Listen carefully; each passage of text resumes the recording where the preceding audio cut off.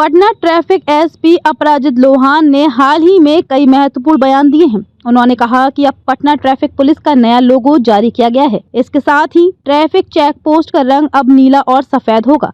इसके अतिरिक्त पटना के 54 ट्रैफिक चेक पोस्ट की जिम्मेदारी अब पूरी तरह से महिला पुलिस अकादमी को दी जाएगी, जो 26 जनवरी से प्रभावी होगी। पटना के शहरी क्षेत्र में ट्रैफिक व्यवस्था की देखरेख महिला पुलिस करेगी। पटना जंक्शन पर जाम की समस्या को हल करने के लिए विभाग द्वारा सर्वे किया जा रहा है और ये कई विभागों के संयुक्त प्रयास से संभव होगा। इसके अलावा पटना जंक्शन के गोलंबर की चौड़ाई को कम करने पर भी विचार किया जा रहा है। एसपी ने ये भी बताया कि पटना की सड़कों पर सार्वजनिक परिवहन को लेकर सख्त कार्रवाई की जाएगी। बस चालकों से की गई बैठक में उन्हें निर्देश दिया गया है कि गलती करने पर उन्हें जुर्माना देना पड़ेगा। एसपी ने शहर वासियों से अपील की कि वे बसों को बस स्टैंड से ही पकड़ें ताकि ट्रैफिक की समस्या को कम किया जा सके। ट्रैफिक एसपी अपराजित लोहान। पटना ट्रैफिक पुलिस की तरफ से भी सभी पटना वासियों को नव वर्ष की हार्दिक शुभकामनाएं। नव वर्ष के ऊपर जो पटना ट्रैफिक पुलिस है वो भी आपको एक नए अवतार में दिखेगी, जिसके लिए हम अनुरोध करेंगे कि सर के यहाँ से भी और ये लोगो है पटना ट्रैफिक पुलिस का जो लॉन्च करने के लिए हम सर से रिक्वेस्ट करेंगे।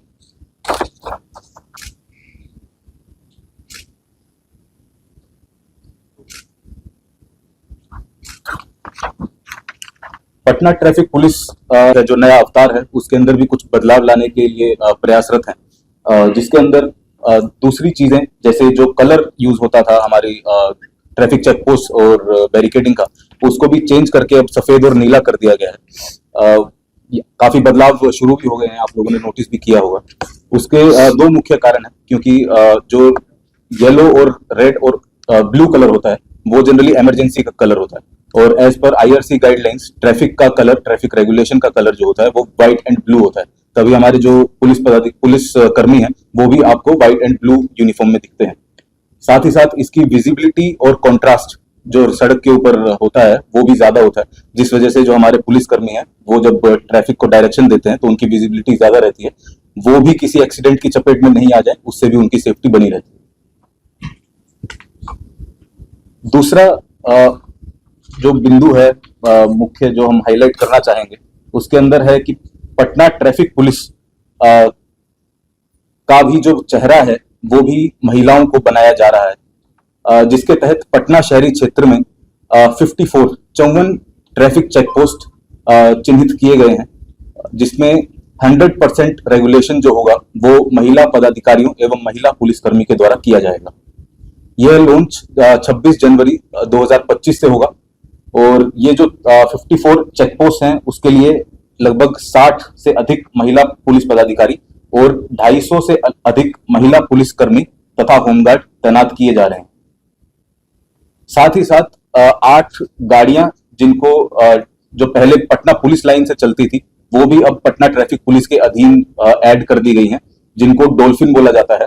तो वो डॉल्फिन कार्स हैं जिसके चालक से लेके पदाधिकारी और सभी पुलिसकर्मी जो है वो महिलाएं हैं।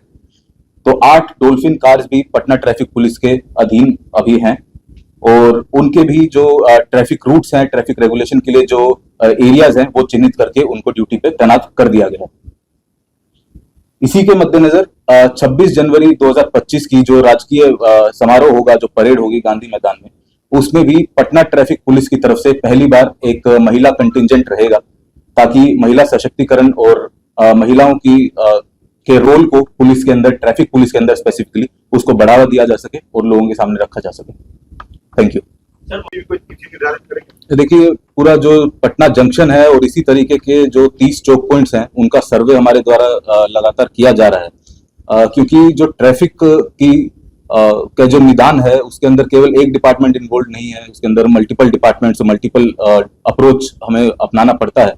तो जैसे पटना जंक्शन की आपने बात की, तो पटना जंक्शन के सर्वे के अंदर भी सर के माध्यम से ही सर्वे हुआ था ड्रोन के थ्रू।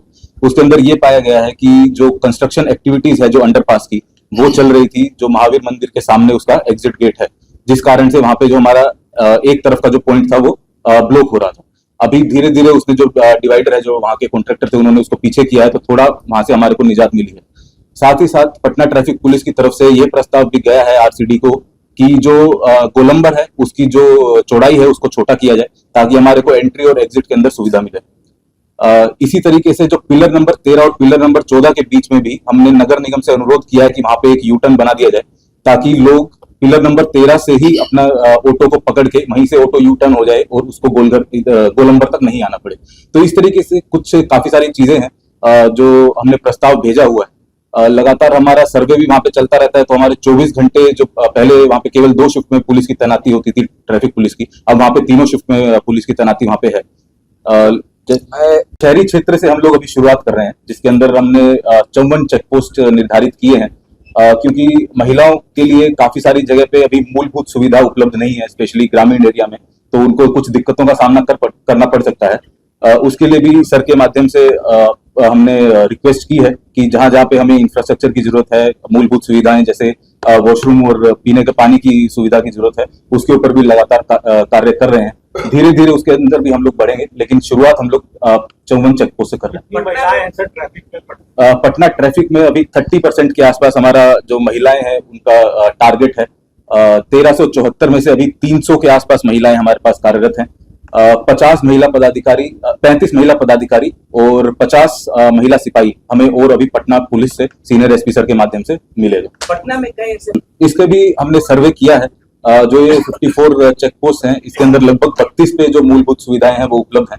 बाकी 22 के ऊपर उपलब्ध कराने के लिए लगातार पत्राचार किया जा रहा है विभिन्न विभागों से, जहां वहां से भी हमें पॉजिटिव रिस्पॉन्स मिला है। तो उम्मीद है कि जल्द से जल्द वहां पे वो उपलब्ध करा जाए। 54 में से आप पटना एसपी का नाम लगाए, उसके विरुद्ध फाइन करें। साथ ही जो उनके चालक हैं BSRTC, उनके माध्यम से चालकों का भी अवेयरनेस प्रोग्राम कराया जा रहा है ताकि वो निर्धारित स्थान पर ही गाड़ियों का ठहराव करें और वहीं से पैसेंजर को उठाएं। आमतौर पे ये समस्या इस वजह से भी आ रही है कि मीडियन जो है जिससे लोग सड़क क्रॉस करते हैं वो चारों तरफ से खुला हुआ है, उसकी हाइट ऐसी नहीं है कि जो पेडेस्ट्रियन की ट्रैफिक है उसको हम लोग जेब्रा क्रॉसिंग के माध्यम से संचालित करें। तो इसलिए मैंने आपको पहले बताया कि जो ट्रैफिक इंजीनियरिंग की ये सब कमियां हैं, इसको भी हम लोगों ने आइडेंटिफाई करने का प्रयास शुरू कर दिया है, उस दिशा में कदम उठाया है और जैसे जैसे वो कमियां सामने आएंगी उसका हम लोग निदान कराएंगे और इस तरीके से उस पर इफेक्टिव लगाम लगा पाएंगे। BSRTC के जो ड्राइवर्स कंडक्टर्स हैं उनके साथ भी लगातार पटना ट्रैफिक पुलिस उनको आदेश निर्देश देती रहती है। उसी के तहत 2 जनवरी को हमारे द्वारा और DSP 4 के द्वारा लगभग 150 ड्राइवर्स और कंडक्टर्स की मीटिंग बुलाई गई थी पटना ये DTO के ऑफिस में ही, जो फुलवारी शरीफ में स्थित है। वहां पे उनको धारा 172 BNSS 2023 के तहत नोटिस भी दिया गया है, जिसके अंदर उनको अलग अलग उनके कर्तव्य को निर्वहन करने के लिए उनको आदेश दिया गया है। जैसे बस चालक ओवरलोडिंग कर वाहन नहीं चलाएंगे, ओवरलोडिंग वाहन चलाने पर MV एक्ट की धारा 184 के तहत 200 रुपए पर पैसेंजर की कार्रवाई, शमन की कार्रवाई की जाएगी। 281 BNS 2023 के तहत चालक एवं कंडक्टर पर प्राथमिकी भी दर्ज की जाएगी।